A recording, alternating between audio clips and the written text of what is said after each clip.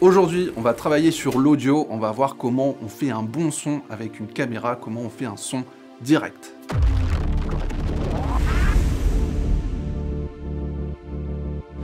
Si le son est moyen, on va même pas prendre la peine de regarder les images. Donc, c'est vital de travailler la partie audio. On va voir comment on fait une prise de son directe. C'est quoi une prise de son directe?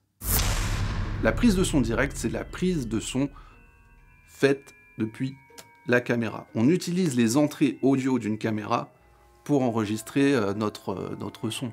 Ça, c'est le cas si tu travailles en reportage, en documentaire, sur du corporate, sur des vidéos pour Internet. La plupart du temps, tu vas être tout seul avec ta caméra et tes micros. L'avantage, c'est que c'est une configuration qui est simple à installer. En plus, quand tu es au montage, tu as directement ton son qui est synchronisé à ta vidéo. L'inconvénient, c'est qu'on va avoir une qualité audio qui est minimale, surtout si tu utilises des boîtiers photo-vidéo. Tu as 3 possibilités. La première, la plus évidente, où tu n'as rien à faire ou presque, c'est les micros internes intégrés à la caméra. Donc ça, c'est des micros qui ne sont pas vraiment exploitables pour un produit fini, quoi.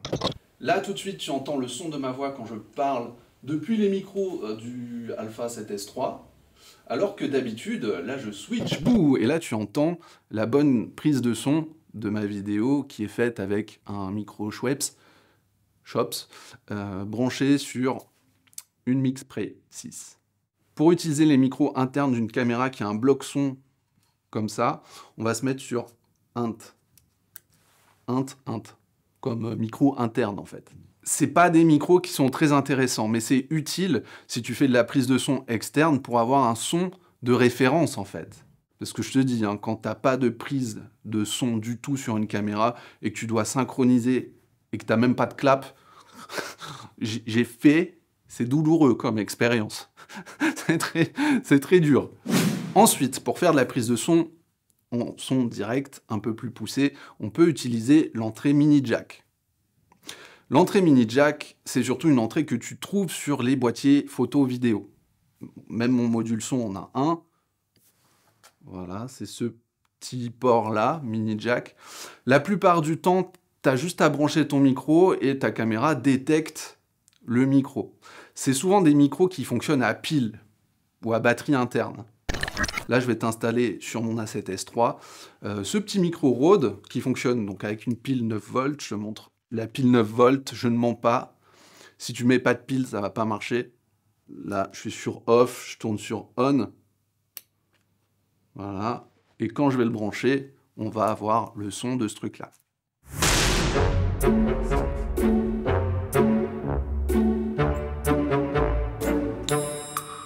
Donc là, je parle et tu entends le micro Rode qui est branché à mon A7S3. Ok ? Tu vois la différence de qualité que ça fait. Là, j'ai pas du tout fait de traitement en post-prod. Tu l'entends tel quel. Alors ça, c'est un petit micro perso que j'ai. J'ai mon récepteur et j'ai mes 2 micros qui sont directement synchronisés. J'ai juste à mettre mon truc là. En plus, ça se charge dans la boîte, quoi. C'est trop bien. Pas besoin de mettre de piles, c'est des batteries internes. Voilà, j'ai juste à brancher ça sur ma caméra en mini jack. Tu vas voir ce que ça fait. Je mets mon petit câble mini jack là, tu vois. C'est un mini jack, hein, si t'as pas compris ce que c'est. Ça, c'est du mini jack. Mini jack. Mon père, il s'appelle Jacques, donc je suis un mini jack.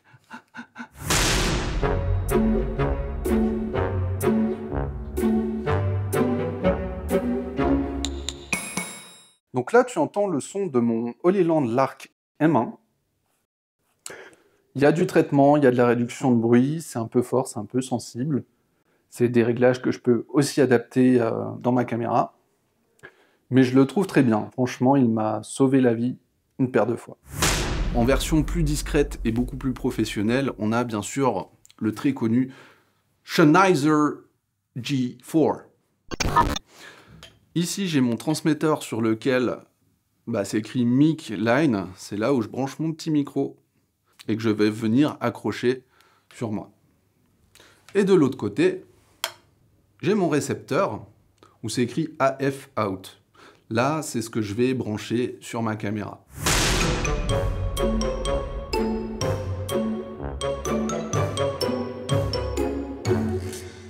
Donc là, tu entends ce que ça fait. Quand j'utilise cette petite capsule pour parler, je pense que ma voix est un peu plus grave que la prise de son de l'autre micro. Voilà. Donc je parle, je dis des trucs, je chante soir et matin. Bref, tout ça, ce sont des micros en mini jack. Et bon, pour utiliser des micros plus intéressants, il faut utiliser des entrées XLR. Les entrées XLR, tu n'en as pas normalement sur un boîtier photo vidéo. Par contre, il existe des modules son de chez Sony ou de chez Tascam que tu branches depuis la griffe de flash de sorte à avoir un bloc son XLR. Et là, c'est intéressant, on va voir pourquoi. Ce qu'il faut savoir, c'est que sur des caméras de reportage, docu, on a forcément des entrées XLR. Parce que l'opérateur est seul, il doit faire sa prise de son, il lui faut un dispositif. Là, tu vois, j'ai une petite XF100 qui a 2 entrées XLR. On va voir ce qu'il faut faire. Mon micro, je le mets sur mon support de micro intégré à ma caméra. Ouh. Voilà, je le mets là, je le serre, si je peux le serrer. J'ai juste besoin d'un câble court.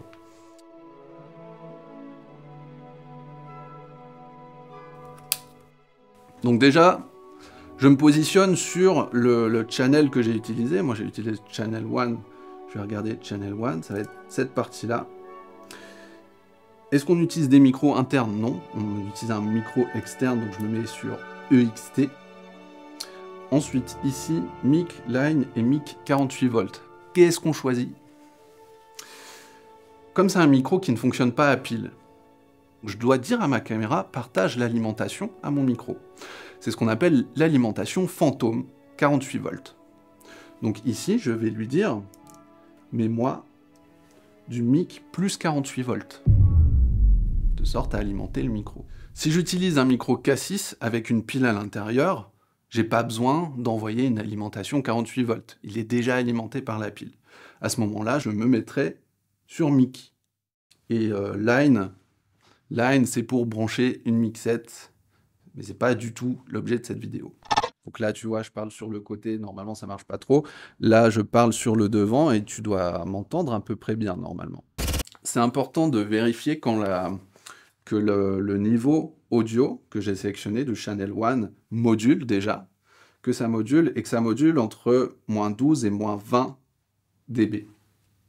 20. Bonjour, oui, est-ce que ça module? Oui, bonjour. Voilà. Donc moi, je t'encourage à utiliser le mode manuel. C'est pour régler manuellement tes niveaux audio avec la petite molette qui est là. Si tu utilises un casque et que tu n'entends rien dans ton casque, alors que là, ça module, ça peut venir de la sortie son, c'est-à-dire du casque qui a un volume. Donc pense à ajuster aussi le volume de ton casque si tu veux avoir une bonne représentation de ton son dans tes oreilles. Là, tu vois que j'utilise le support de micro-caméra, qui est là. Je pourrais très bien mettre ce micro sur une perche. Après, il faut un perchman. Mais, tu vois, mon micro, je peux très bien le prendre, le mettre sur ma suspension ici. Voilà. Et je vais prendre, à la place d'un câble court de 30 cm, je vais prendre un câble de 5 mètres et venir percher. Bah tiens, je vais faire le test. Je vais percher Gaël, tu vas voir. Bonjour Gaël, comment tu vas aujourd'hui? Ah, moi ça va. Par contre, si t'entends mon ventre, c'est que j'ai faim. Gaël me dit qu'il est temps d'arrêter cette vidéo, en fait. L'intérêt de la perche, c'est d'aller au plus près de la personne qui parle pour avoir une bien meilleure qualité audio. Donc, quand je fais mes tutos, je n'utilise pas de support micro depuis la caméra. J'utilise pas non plus de perche ni de perchman, j'utilise le pied girafe. Je mets ma suspension au bout avec mon micro et je peux aller percher Gaël là-bas. C'est une autre technique. Moi, j'aime bien faire ça.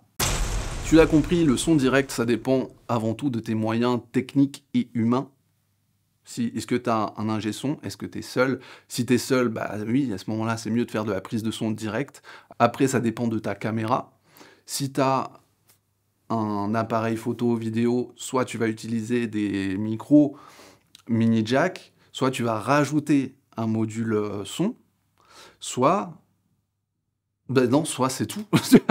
Ou soit tu vas faire de la prise de son externe. Et si tu as une caméra de reportage, bon bah tu vas plutôt utiliser le bloc audio de ta caméra, les entrées XLR pour alimenter un bon micro, à une K12 ou je ne sais pas quoi, plutôt que des micros à pile. J'espère que cette vidéo t'a été utile, n'hésite pas à réagir en commentaire, soit pour poser des questions, faire des remarques ou dire que c'était trop bien. Bah sur ce, je te dis à tout de suite dans une prochaine vidéo.